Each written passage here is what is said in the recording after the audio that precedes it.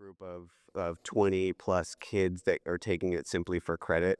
It's by choice, it's credit dependent so that these kids know that the program is team based and that they are not just responsible for their own performance, but that they are there to be an interactive group and support each other. So we award credit to them at the end of the year. And there's some other prerequisites that we have with regards to that.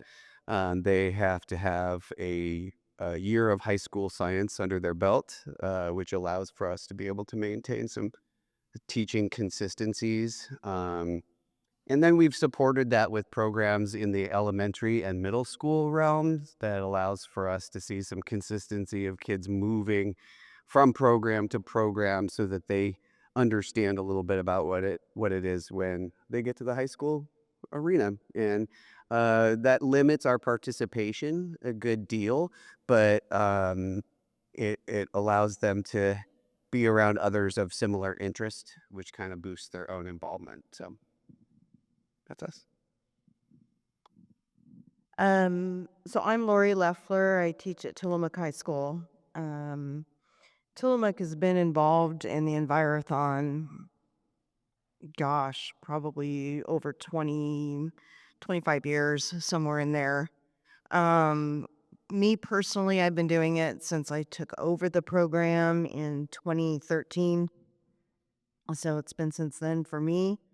Um, it started out for us as Claire Thomas had it, and he would do just grab 5 kids and work with them and then bring them to the competition. There was really nothing formal about it at that point in time, but we are a unique district in that everything we do, K through 12, is natural resources based, and kids are outside for learning at least twice a year on field trips. So they've gotten it all the way through.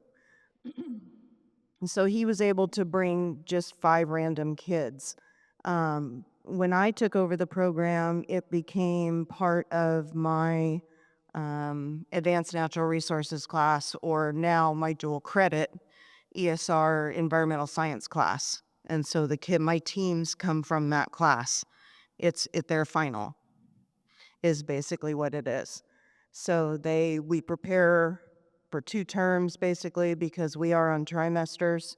So they've just started on that. And so I texted back today to my sub, tell them to start researching Blue Mountains. Um, and we will be taking it from there when I get back, and they will start working on that oral presentation. And then when it gets closer to competition time, then we start looking at all the individual stations specifically. And so that's kind of how we have run it. And yeah, kids love it. For them, it's about coming to the Oregon Garden and just getting to be away from school and hanging out and having a good time. So that's how it started with us, was just getting them out, letting them experience it. And then the buy-in now has come year after year. Thanks. I'm Helen Haberman. I teach at Churchill High School in Eugene. And our program, we have a natural resources program there, a 2-year CTE program, and we've been coming to Envirothon probably for 15 years, and I've probably done maybe close to 10 of them now, somewhere in there. And we also, because we're a 2-year natural resources program, we have a senior capstone class that we focus on Envirothon, among other things, in. So it's, a class structure where students have some prior knowledge from taking in natural resources classes as juniors, and they're typically seniors. And then some of them are dual enrolled in our AP Environmental Science, but not all. Lots of them aren't. Some of them are really challenged academically in school, but they kind of like our more hands-on curriculum. Some kids are, going to go to a 4-year college right away out of high school. So we have a really good mix of students.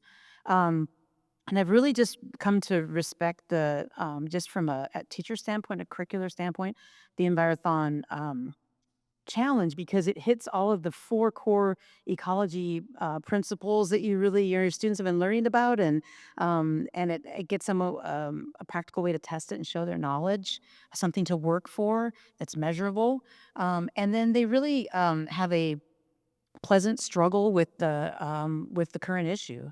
It's difficult for them to come up with their own ideas in small teams, but it's very what a great skill for them to work on and me to help them with.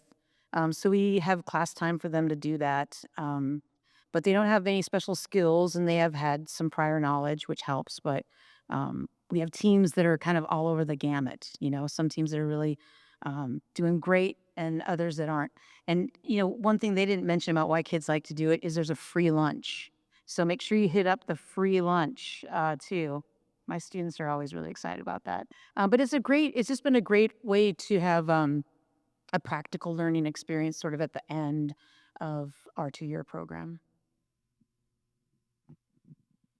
Hi, I'm Amanda Elliott. I'm from Eagle Point High School. I'm going to take you way back 2 years ago when I found out Envirothon existed. There's a regional Envirothon in my neighborhood at Crater High School. And I got cold called, and they're like, "You want to do an environmental science competition?" And I was like, "Heck yeah." I teach AP Environmental Science. We do have a thriving FFA Ag program, but we don't have the natural resource program these guys have. So I was like, let's do this. And I basically bullied 5 kids to go with me to do it, the regional Envirothon. And then they came back the next year and brought friends. And I was like, oh my God. So we decided to do state last year, and we placed fourth. You're welcome. You're welcome. Okay. And we were very, very, very excited about that. The kids actually sat there screaming and forgot to stand up to get the award. We were so shocked. We run it as a club. So we meet Tuesdays after school, and we do, I call it like environmental science Envirothon Club. We go out on hikes. I have a different teams that want to compete, and then I call it the C team for casual. They're there for the snacks and the hiking. And everybody else, we're practicing environmental science stuff. This is the first time I'm doing it like this, so I can't give you too much information. But the kids are really excited and they love it. So there's my very short story. Thank you all for sharing how you run it because it can look so different from school to school. Does anyone have any questions? I'd like to open it up right now. If not, I've got some more prompting questions. Nobody's ready to ask one yet. Okay. Next one is how often do you meet with your students? Did they cover that? Yeah, so they kind of cover that. Sorry. How, how do you recruit and retain students? I tend to recruit out of AP Environmental Science class / all my science classes, and I am a shameless self-promoter. I'm like, you look like you want to play in the dirt. Come join Envirothon. And I just kind of keep harassing them until they show up. As I mentioned, ours is a class, but I've had really good luck just with students following through. Even kids that like I said, it's everyone in a class. So there's some students that have poor attendance. I've never had I've had one student in all the years I've come not show up the day we were going up to Envirothon. Like they show up. They realize it's a commitment. I kind of build it up that way. So I'm not directly answering the question, but it is it can evolve. Your association or participation in Envirothon can evolve as you sort of feel what it's like and how you can build it into your own experience. So the way you can get students involved can morph and change as you start to realize what it's about and what students are enjoying about the experience. So for me right now, it's my environmental science class is a second year class. So they have to take one of my other natural resources classes first before they can get into the environmental science class. So for me, it's about looking at the students in those entry level classes and going, you'd be good. And then before forecasting happens, then I'm kind of shameless self-promoting, yes, to get them to register for that class, knowing that they're going to be on the team then that next year. So It also helps that when the ones come back from this year, they start talking to the other ones and saying, "Hey, you know what? You really want to do this. This is fun. We had a good time. We got to eat at this place. We got to do this. We got to stay at the Oregon Garden." So they did all kinds of things. They talk it up to each other and then they start in on it already. With my kids are already, what's the topic? What's the topic? So they're once they you get that foothold and get it going, it becomes easier each year. At least that's the hope. Um, so recruitment. I recruit through my own high school classes, advanced science courses. I run other academic competitions as well, and I like to recruit from them. I also place advertisements throughout the school. Thank you, Canva. And that's very helpful. A little QR code to a Google form allows us to, start to be able to communicate back and forth with interested parties. Our program is listed along with other programs that are linked to this are listed in our class catalog. So students get to see this ahead of time before enrollment in semester long courses.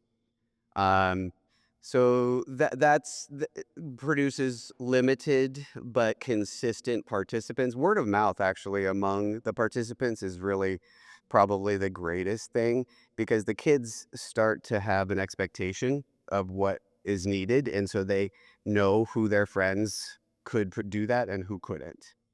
Um, uh, Being able to retain that over time. I think diversity is important. Nobody really wants to sit there and listen to me all the time, and so we have a community. I have community partners where we can get individuals who are aquatic experts or who are wildlife experts who can teach soil science. And that's something that I can offer to those that are maybe new to this game, so to speak. That you're not alone. That you don't have to be the one and only sole resource for these students. There is ODFW, there is the NRCS, and the NRCS will always have, in some district, soil scientist who can come out to you. Your water conservation districts are great resources, and then local individuals who are private consultants as well. That's something that I think is really important, and the kids love that. Donuts, food, that goes a long way as well. Great. And that was a perfect lead-in question to my next one, which is there's a lot of material to cover for Envirothon. So, what is your approach to teaching all the different topics, the core four subjects, plus the current issue and the oral presentation? But we'll talk about the oral presentation next. So, just the core four and the current issue. Well, I I think it starts with a personal passion and interest. If you have a background in at least one of those subjects, I think that's really important. Resource management as well. I think that, as we know, one of our first rules of teaching is that a teacher needs to know their subject. So being able to have that is, I think, an important piece. Resourcing is also incredibly important. Being able to find those who get the information that you don't know. Um, what was the rest of that question, Ricky? Yeah, so I typically divide it up throughout the year, and I typically go subject by subject. The greatest piece about each of these is that they're intertwined. There's no really pulling them fully apart, but if you concentrate on soil for a while, you're going to be able to integrate aquatic ecology concepts. You're going to be able to establish some wildlife connections, being able to kind of put that as a schedule throughout the year so the kids kind of know how to move through that. They can anticipate that, and then having a series of resources that are there for them, a library, not just hard uh, uh, copies, which we do have, which I think is really important, understanding how to use field guides, tools, etc., but also digital format. having Google Drives that they're accessible for them to be able to find and pull information from directly and then utilize personal resourcing. I think that's huge. But schedule that moves throughout the course of that period of time that your course exists, I think is really important. And you guys don't all have to speak, but if you feel like you want to add to that, please do. Um, I do kind of a similar thing, but when I set my teams up, um, one of each of the kids is designated the quote unquote expert for one of the stations. And so they, that way they don't necessarily all have to go study everything, which becomes a little overwhelming to kids. So I hit the key points throughout the class and the year. It's the way my classes are set up anyway. I happen to know that a lot of my kids have had certain things on field trips that we've been out on K through 12 again. So I'm focusing on those other things that maybe I know they haven't gotten. And then the expert in each station is responsible to then look at the other materials for their station and to become the expert on their particular station. So again, Google Drive, we use Canvas. So I put things into a resource thing for them on Canvas. Um, so they just have access to that and they're kind of expected to do it. And the funny thing is they do because they know if they don't, they're letting their team down if they don't pull their part and everything. So they get pretty excited at wanting to compete and do well. Once they've invested that much time and effort into it, then they know they have to do it. And if the one doesn't do it and lets everybody else down, the rest of the team doesn't let them live it down. It just kind of works that way. I'll just add a quick thing.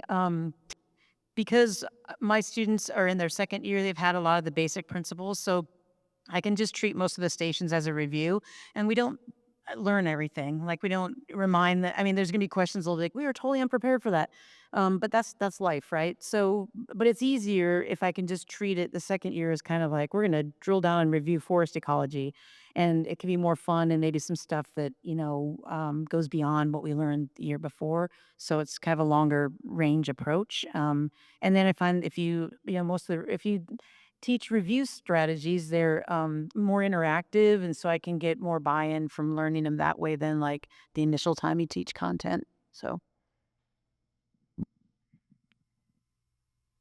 I am not an expert in any of these four topics. I'm from San Diego and I know oceanography. So um, I'm learning with the kids. I totally agree with Chris. It's best we know the content, but I'm learning it with them. We learned like some general overview stuff in AP Environmental if they choose to take that class. It's not required. So pretty much every Tuesday, we're just drilling in on a topic. We do a lot of labs. We do hikes once a month on Saturdays, and I try to make games out of that. Like we have I'll give them a list of plants to know, and then we have like bingo. You have to find them all. This weekend, we're going hiking, and their job is to find more plants than Miss Elliott did. So I try to make it gamify it that way, but it's a lot on the kids, and I have the kids that are drawn to Envirothon at Eagle Point tend to be more the egghead kids. We don't have a lot of academic competitions, and they're really drawn to that part of it. So these kids love to learn, and I definitely capitalize on that. And you are an expert in a number of things. I just wanted to say one thing about what Lori said. She actually has a program that offers students to be responsible to each other and be an expert in each of those categories. And I wanted to say that at the national or international level, that's very common. The majority of teams that are competing at the international NCF Envirothon have an individual student who is in charge of that particular topic. And they lead that topic through the testing. And so it's something that just kind of putting it out there, while we do like to have team captains, and that's an important leadership piece, that it is very difficult for everybody in your team to learn all four topics.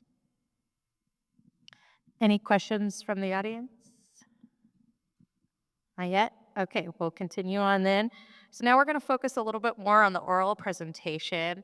If you haven't participated in this before, your teams have to fit that scenario that we just talked about into a 10-minute long video presentation. So our question to you guys is, how do you help a student structure their presentation, manage their time, and just help prepare them to give presentations? Okay. I'm just going to be flat out honest. That's where I spend most of my time getting on their case. You got to get this done. You got to get this. Where's your outline? Where's this? Oh, gosh. Um, that is probably the hardest piece for us as a school.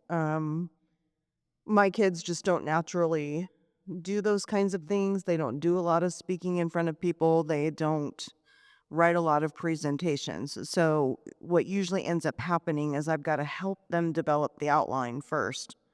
Um, we look at the rubric of how they're going to be scored. We look at the paperwork of what the project needs to include. We look at all those things, and I help them try to come up with an outline. Don't you think you're missing an introduction? Don't you think you're missing this? Oh, yeah, yeah, yeah. So I do that, and then I hand it to them and let them start going to town with it and finding the details and everything that they're going to put in. We also bring in outside experts at that point. But they have to do the research first. They've got to have questions to ask these professionals that then come in and are giving their time specific to their project, and how they're going to do things and running their ideas by this expert. Um, and then I pretty much let them do it. And I'm going to be honest, our presentations are not good. They are not. I will own that, but they aren't good. But they're doing it. They aren't.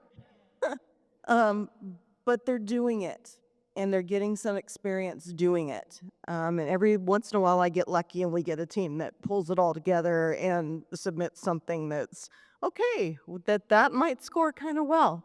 Um, but for the most part, that is not what I'm about with them. It's more about the whole experience and giving them the experience and the opportunity to be a part of it and to learn how to work with others and how to pull this together and get a project done. I guess I'll just add one thing that's different about my group, I guess, is that it's just a regular high school class. So I have not recruited anyone, and everyone's expected to do the project. And so it's really mixed groups. So I form their teams to try to make sure that there's at least, two or three strong students in each 5-person team. By strong, I mean students that attend pretty regularly, and that will probably enjoy and be kind of up for working on the presentations. There's always a couple students that aren't and are being more dragged along. I let them decide like who wants to kind of, I tell them everyone needs to speak and be in charge of part of the presentation, but you can have it can be differentiated. Like, I'm more into it, so I'm going to do more than you are. That's okay. And they kind of collectively come up with a format that seems good to them. And then one other thing I'll just add is that I create a slide outlet line for them that's just generic, but I just use the rubric and the outline in that they give us, and I just have these like you need to hit these things all in your presentation. They're just like very very simplistic, but it really helps them not be overwhelmed because if I just dice it's already on the sheet for us, but I just put them in like a slide deck organizer for them, and that seems to really help. I have nothing to add, but I have a question. How do you get the experts? And do you have the kids reach out to people or do you reach out to people? Yeah, you. You do it? Okay. Any other questions? That might be a question that warms my heart. Kind of what they said. And the yes to both of those questions. I think one of the something I do with the project is I break it into different assignments, and some of them are research based, and some of them are actually experiential based. And so, they do have to reach out to individual resources during one of those assignments, or at least one. Um, and I am not an expert in any of our current issues. I would say an amateur or novice in maybe one or two of them over the years. Um, but I would encourage the personal involvement. I think that's something I hate to say, but I was telling Ricky that I'm the biggest kid in my group, and it's my sometimes it's my interest that really kind of inspires them in some ways, and so I'm learning alongside them in their current issue, and I'm also keeping the role of being their biggest critic and being able to, just absolutely be like, I don't understand that. I don't know what that means. Where is the information that needs to move forward into this phase? So breaking it down into pieces is something I think is a pretty common theme, and then being a learner alongside them. Great. We have about 10 minutes. I still have more questions, but do any of you have questions?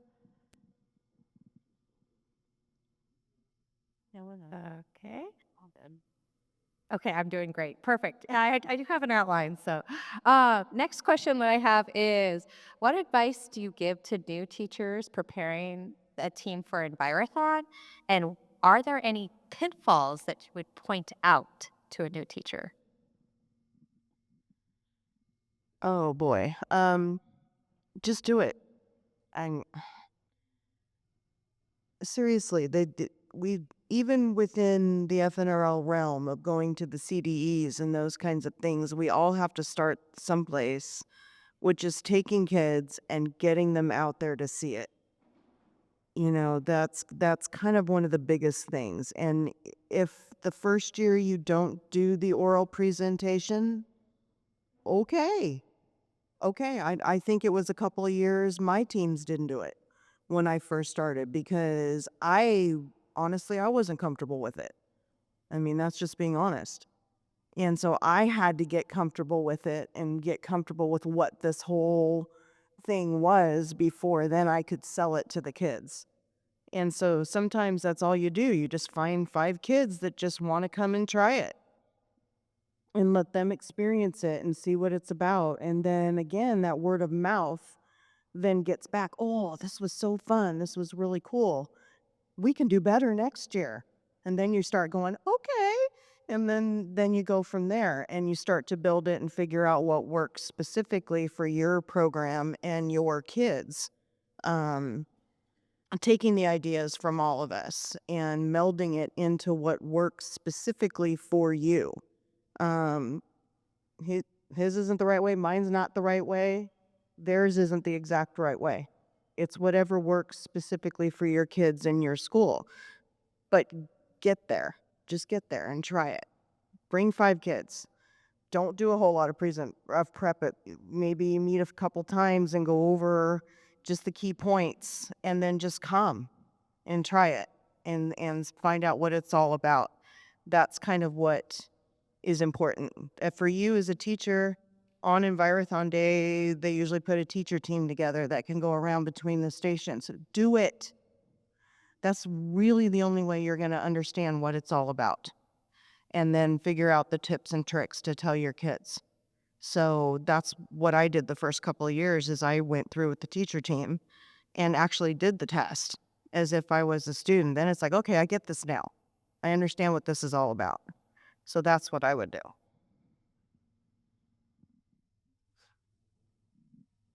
Have fun. I'm a big old environmental science nerd, and I had the chance to like nerd out with these kids, and we had so much fun. And that would be the only thing I'd say is don't forget like why you're there and have fun with your kids. Yeah, and I just don't be afraid of failure because I mean, I think that's probably what keeps a lot of us like, oh, I don't have time to prep my kids the right way or whatever. And I think that's just kind of a false construct. Like you can just bring a team and experience it.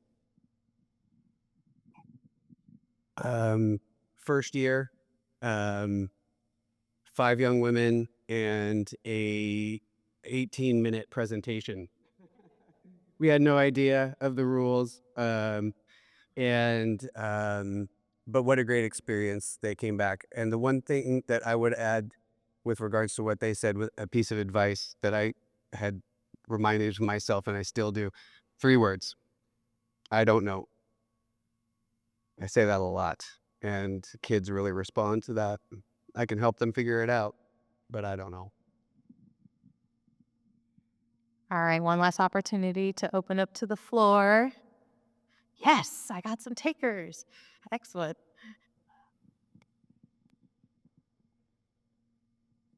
Hi, you mentioned regional competitions. Where can we find those dates? Because not seeing them on the website.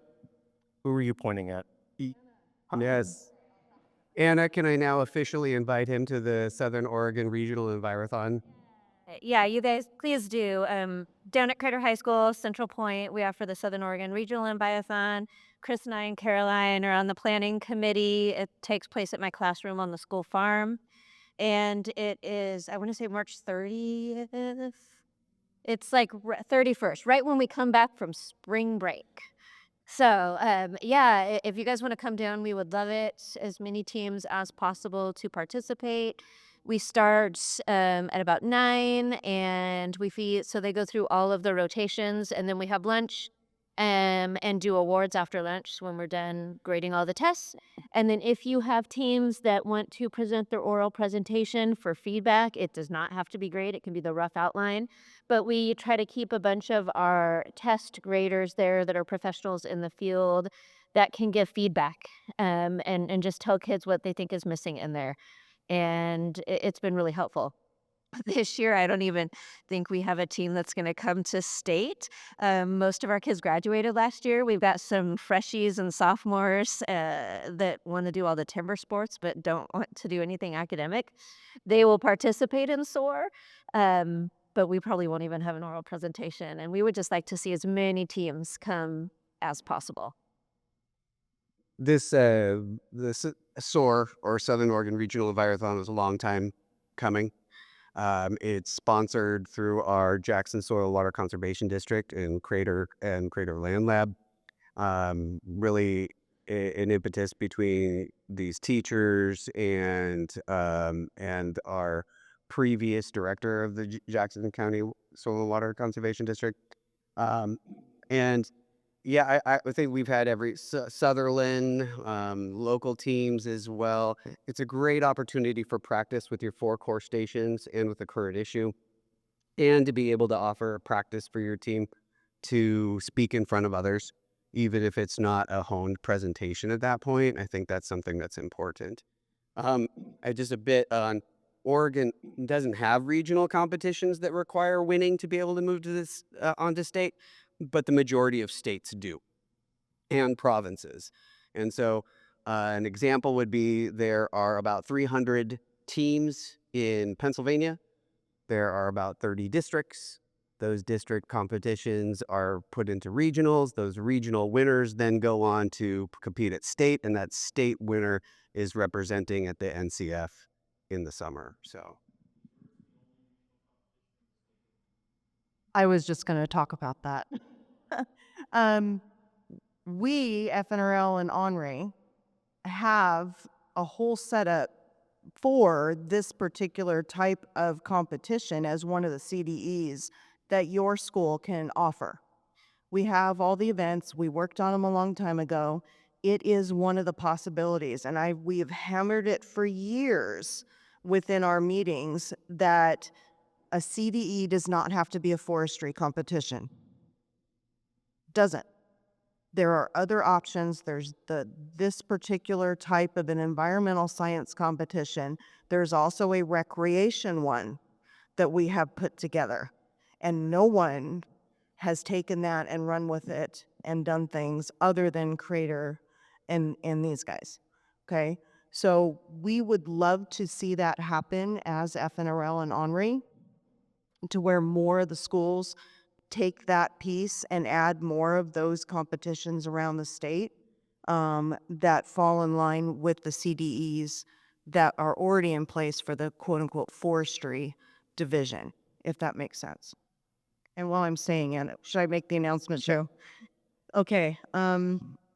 Just to let everybody know, too, that FNRL and Henri has made a decision this year to have the Oregon Envirothon, which is a state competition, align with all of our other state competitions as far as number of entries. So starting this year, you will only be able to enter a maximum of 2 teams in the FNRL division.